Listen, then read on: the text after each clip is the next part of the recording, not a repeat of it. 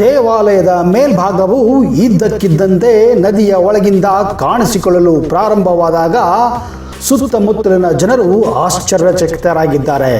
ಈ ವಿಷಯವನ್ನು ಹತ್ತಿರದ ಪೊಲೀಸ್ ಠಾಣೆಗೆ ತಿಳಿಸಿದಾಗ ಪೊಲೀಸರು ಪುರಾತತ್ವ ಇಲಾಖೆಗೆ ಇದರ ಗಮನ ಸೆಳೆದಿದ್ದಾರೆ.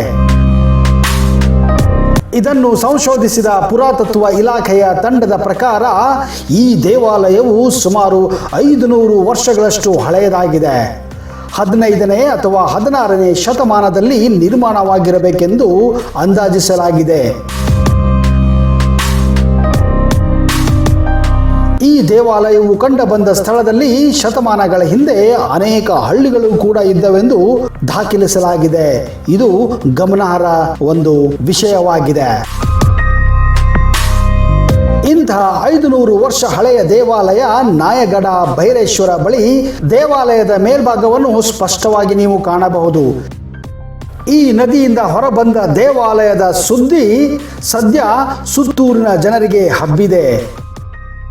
ಸುತ್ತಮುತ್ತಲಿನ ಜನರು ಈ ದೇವಾಲಯವನ್ನು ನೋಡಲು ಭಾರೀ ಸಂಖ್ಯೆಯಲ್ಲಿ ಬರುತ್ತಿದ್ದಾರೆ. ಪುರಾತತ್ವ ತಜ್ಞರ ಪ್ರಕಾರ ಈ ದೇವಾಲಯದ ವಿನ್ಯಾಸವು ಸುಮಾರು 500 ವರ್ಷಗಳ ಹಳೆಯದಾದ ಪುರಾಣ ದೇವಾಲಯ ಎಂದು ಅಂದಾಜಿಸಲಾಗಿದೆ. ಈ ದೇವಾಲಯವು ಗೋಪಿನಾಥ್ ಅಂದರೆ ಭಗವಾನ್ ವಿಷ್ಣುವಿಗೆ ಸೇರಿದ್ದಾಗಿದೆ. ಆದರೆ ಹಲವು ವರ್ಷಗಳ ಹಿಂದೆ ಗ್ರಾಮಸ್ಥರು ದೇವಾಲಯದಿಂದ ಪ್ರತಿಮೆಯನ್ನು ತೆಗೆದುಕೊಂಡು ಅವರೊಂದಿಗೆ ತೆರಳಿದ್ದಾರೆ ಎಂದು ನಂಬಲಾಗಿದೆ. 60 ಅಡಿ ಭೂಗತವಾಗಿದೆ ವಿಷ್ಣು ದೇವಾಲಯ. ಒಂದು ಹೇಳಿಕೆಯ ಪ್ರಕಾರ 60 ಅಡಿ ಭೂಗತವಾಗಿದೆ ಈ ವಿಷ್ಣು ದೇವಾಲಯ. ಪುರಾತತ್ವ ಶಾಸ್ತ್ರಜ್ಞ ದೀಪಕ್ ಕುಮಾರ್ ನಾಯಕ್ ಅವರ ಪ್ರಕಾರ ಈ ವಿಷ್ಣು ದೇವಾಲಯ 60 ಅಡಿ ಭೂಗತವಾಗಿದೆ. ಅವರ ತಂಡವು ಈಗ ಪದ್ಮಾವತಿ ನದಿಯಲ್ಲಿ ಇಳಿದು ಸಂಪೂರ್ಣವಾಗಿ ಇದನ್ನು ಸಂಶೋಧಿಸುತ್ತಿದ್ದಾರೆ.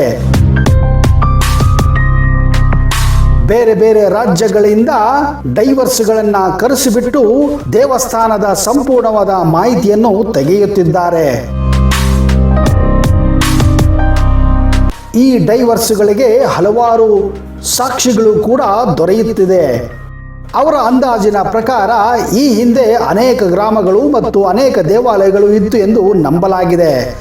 ಈ ಪತ್ತೆಯಾದ ದೇವಾಲಯವು ಸುಮಾರು 60 ಅಡಿಯಷ್ಟು ಭೂಗತವಾಗಿದ್ದು ದೇವಾಲಯದ ವಿನ್ಯಾಸವನ್ನು ನೋಡಿದರೆ ಇದನ್ನು 15ನೇ ಅಥವಾ 16ನೇ ಶತಮಾನದಲ್ಲಿ ನಿರ್ಮಿಸಿರಬೇಕೆಂದು ತೋರುತ್ತದೆ.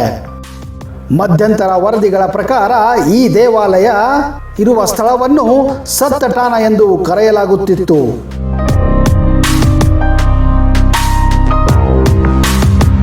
ಸ್ಥಳೀಯ ಜನರ ಪ್ರಕಾರ 18ರಿಂದ 19ನೇ ಶತಮಾನದಲ್ಲಿ ಇಲ್ಲಿ ಪದ್ಮಾವತಿ ಎಂಬ ಗ್ರಾಮವಿತ್ತು.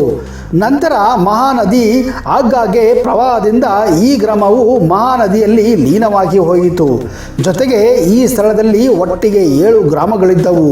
ಈ ಕಾರಣದಿಂದಾಗಿ ಇಲ್ಲಿ ಸತ್ಪಟಾನ ಎಂದು ಹೆಸರಿತ್ತು. ಸತ್ಪಟಾನ ಅಂದರೆ 7 ಹಳ್ಳಿಗಳ ಒಂದು ಸಮೂಹ ಎಂದು.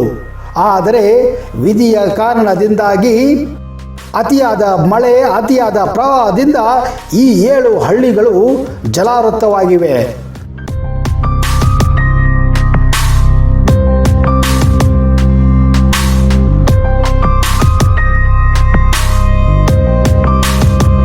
ಇದೇ ಕಾರಣಕ್ಕೆ ಇಲ್ಲಿರುವ ಹಲವಾರು ದೇವಾಲಯಗಳು, ಹಲವಾರು ಕಟ್ಟಡಗಳು ಸಂಪೂರ್ಣವಾಗಿ ನಾಶವಾಗಿ ಹೋಗಿವೆ. ಆದರೆ ಅತಿ ಗಟ್ಟಿಯಾದ ಈ ವಿಷ್ಣುವಿನ ದೇವಾಲಯ ಮಾತ್ರ ಹಾಗೆ ಉಳಿದುಕೊಂಡಿದೆ.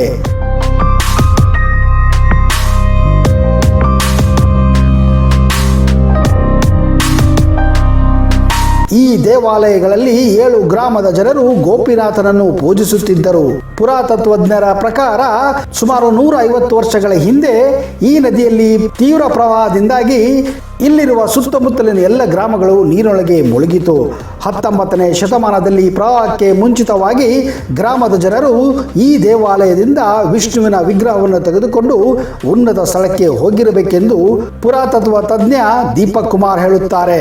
ಈಗ ಈ ದೇವಾಲಯ ಮತ್ತು ಇಡೀ ಗ್ರಾಮ ನೀರಿನಲ್ಲಿ ಅಡಗಿದೆ.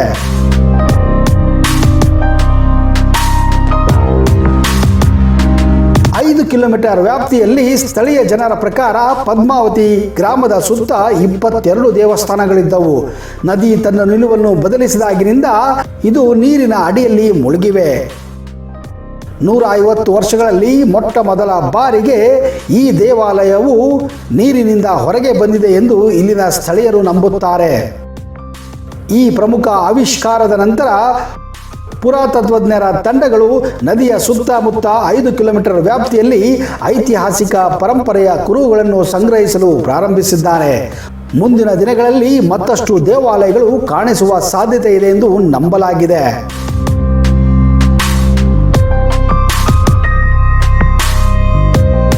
ಜನರು ದೇವರ ಆಶೀರ್ವಾದವನ್ನು ಪಡೆಯಲು ದೇವಸ್ಥಾನಕ್ಕೆ ಹೋಗುತ್ತಾರೆ.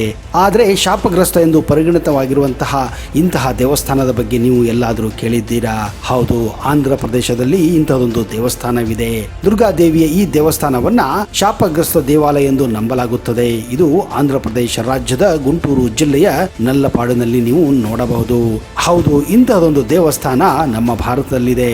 ಜನರು ಇಲ್ಲಿಗೆ ಬರಲು ಭಯಪಡುತ್ತಾರೆ ಮತ್ತು ಈ ದೇವಸ್ಥಾನವನ್ನ ಶಾಪಗ್ರಸ್ತ ಎಂದು ಕೂಡ ಹೇಳಲಾಗುತ್ತದೆ. ದುರ್ಗಾದೇವಿಯ ಈ ದೇವಾಲಯವನ್ನು ಶಾಪಗ್ರಸ್ತ ಸ್ಥಳ ಎಂದು ಪರಿಗಣಿಸಲಾಗಿದೆ. ಇದಕ್ಕೆ ಕಾರಣ ಈ ದೇವಾಲಯದಲ್ಲಿ ಸೇನಾಪತಿಯೊಬ್ಬನು ಆತ್ಮಹತ್ಯೆ ಮಾಡಿಕೊಂಡಿದ್ದರಿಂದ ಇಲ್ಲಿ ಪೂಜೆಯನ್ನು ನಿಲ್ಲಿಸಲಾಯಿತು. ಅಂದಿನಿಂದ ಇದನ್ನು ಶಾಪಗ್ರಸ್ತ ದೇವಸ್ಥಾನ ಎಂದು ಹೇಳಲಾಗುತ್ತದೆ.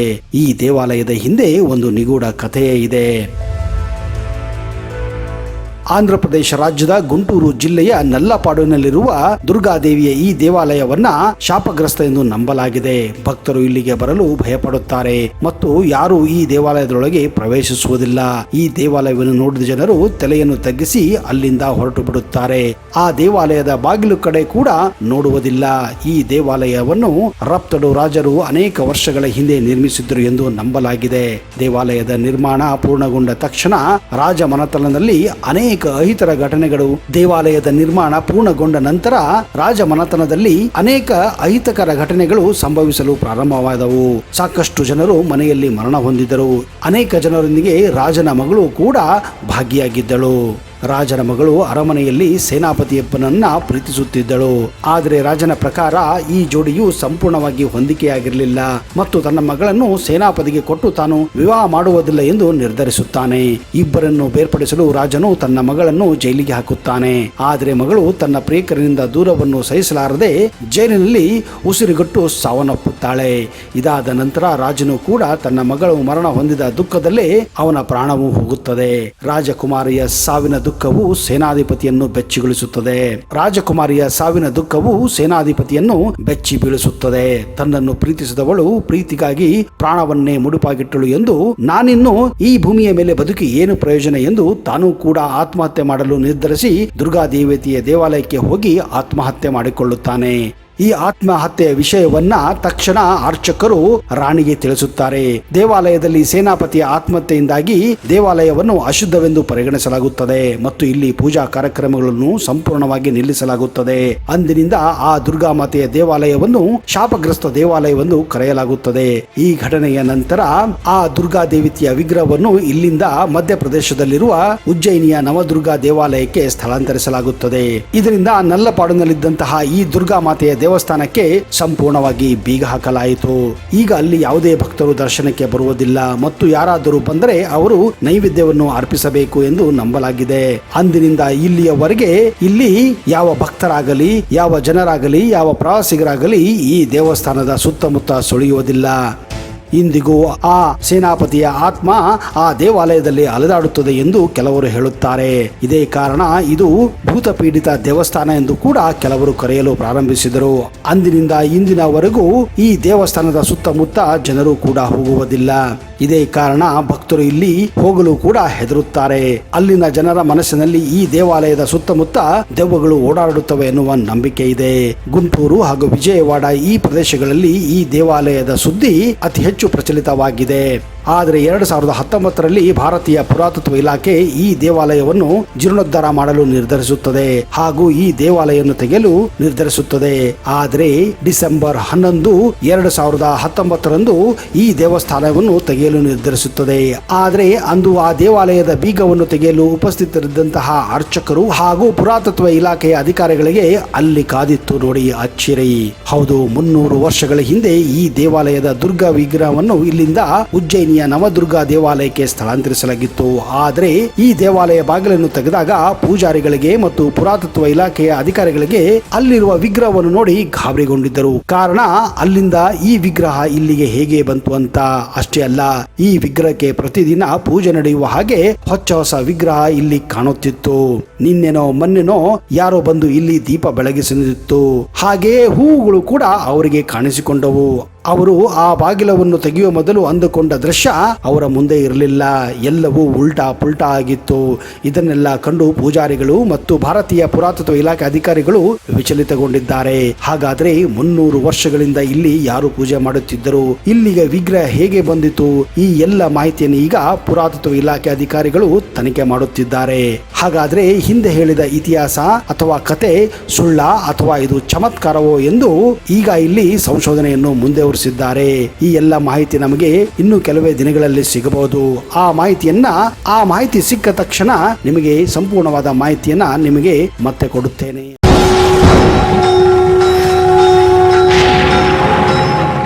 ಶ್ರೀ ಮಹಾಪ್ರತ್ಯಂಗಿರ ಚೌಡೇಶ್ವರಿ ಜ್ಯೋತಿಷ್ಯ ಫಲ, ಪಂಡಿತ್ ವೈದ್ಯಮೋಡಿ ರಾಮಜ್ಜ, ಶ್ರೀ ಆಂಜನೇಯ ಸ್ವಾಮಿಯ ಆರಾಧಕರು, ಇಂಡಿಯನ್ ಫೇಮಸ್ ಅಸ್ಟ್ರಾಲಜರ್.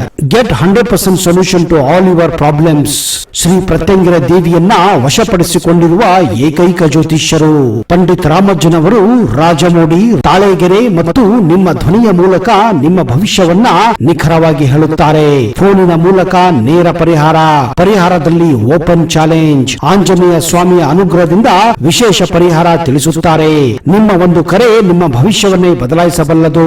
ಇವರ ದೂರವಾಣಿ ಸಂಖ್ಯೆ 9008220252.